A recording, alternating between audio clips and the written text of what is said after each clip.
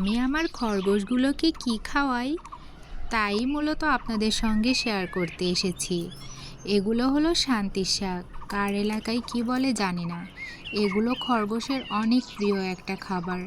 তো আমি এগুলো কিছুক্ষণ আগে পানির মধ্য থেকে তুলে এনে শুকাতে দিয়েছি। এছাড়াও এটা হলো বন তুলসী বলে এখানে।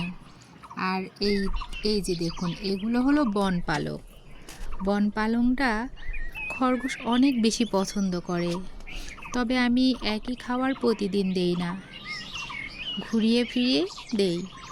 এখানে আসছে দুবলো ঘাস, এই ঘাসগুলোকে আমি কাঁচাও খাওয়াই, আবার শুকিয়ে হে বানিয়ে রেখে দিই। যখন অনেক বেশি বৃষ্টি হবে কিংবা চারিদিকে ঘাস আর পাওয়া যাবে না, তখন আমি এগুলোকে খাওয়াবো। এজন্য এখন সংরক্ষণ করে রাখছি। এই যে এই সাদা খরগোশ, এর নাম লাকি, আর কালোটার নাম লিও। লাকি আবার আমাকে তিনটা বাচ্চা দিয়েছে। কি সুন্দর করে ঘুমাচ্ছে বাচ্চাগুলা। এছাড়াও আমাদের পরিবারে আরেকজন সদস্য আছে, সেও কিছুদিনের মধ্যেই বাচ্চা দেবে। এই দেখুন, এ হলো অ্যালেক্স। এ প্রথমে 6টা বাচ্চা দিয়েছিল, কিন্তু দুর্ভাগ্যবশত 6টা বাচ্চায় মারা গিয়েছে শীতে। আর বেগুন গাছও ওরা অনেক